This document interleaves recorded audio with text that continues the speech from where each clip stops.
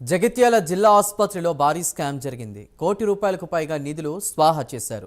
ఉద్యోగుల ఖాతాలో వేయాల్సిన డిఏ ఎరియస్ మాయమయ్యాయి. ఓ ఉద్యోగితో పాటు అధికారి పాత్రపై కూడా అనుమానాలు వ్యక్తమవుతున్నాయి. చెక్కులను ఫోర్జరీ చేసి వ్యక్తిగత ఖాతాలోకి నగదును బదిలీ చేసుకున్నారు. 8,000 రూపాయల చెక్కును 28 లక్షలుగా మార్చి నిధులు డ్రా చేసుకున్నారు. బదిలీపై వెళ్లిన ఉద్యోగుల ఖాతాలో నగదు జమ కాకపోవడంతో ఫోర్జరీ వ్యవహారం వెలుగులోకి వచ్చింది.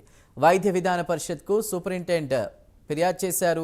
సదరు ఉద్యోగి నుండి ఇప్పటి వరకు కూడా 50 లక్షలు రికవరీ చేసినట్టు తెలుస్తోంది. ఉన్నతాధికారుల విచారణ కూడా కొనసాగుతోంది.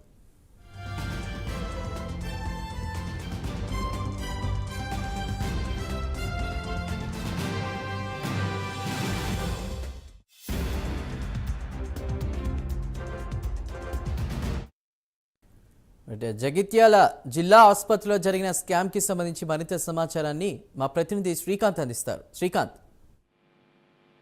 Thank you Chandu. జగిత్యాల జిల్లా వైద్య విధాన పరిషత్ లో దాదాపు 50 లక్షల రూపాయలు పక్కదారి పట్టినట్టుగా కూడా తెలుస్తోంది.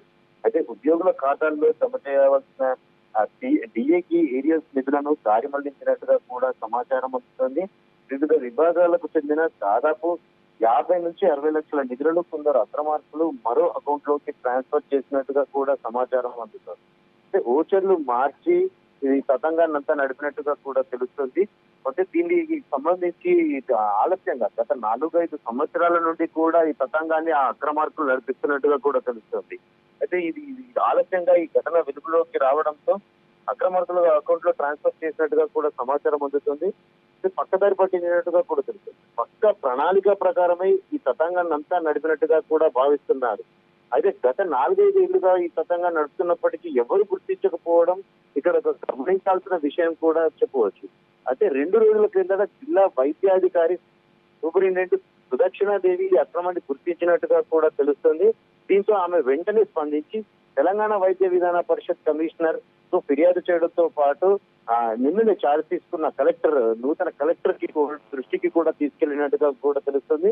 దీంతో కలెక్టర్ కూడా స్పందించి విచారణ కూడా చేపట్టినట్టుగా కూడా తెలుస్తుంది. అయితే దోషులు ఎంతటి వారైనప్పటికీ కూడా వారిని తప్పకుండా చర్యలు తీసుకుంటామంటూ కూడా కలెక్టర్ హామీ ఇచ్చినట్టుగా కూడా తెలుస్తుంది. మొత్తానికి జగిత్యాల జిల్లా వైద్య శాఖలో ఇది ఒక పెద్ద మాయని మచ్చగా కూడా చెప్పవచ్చు.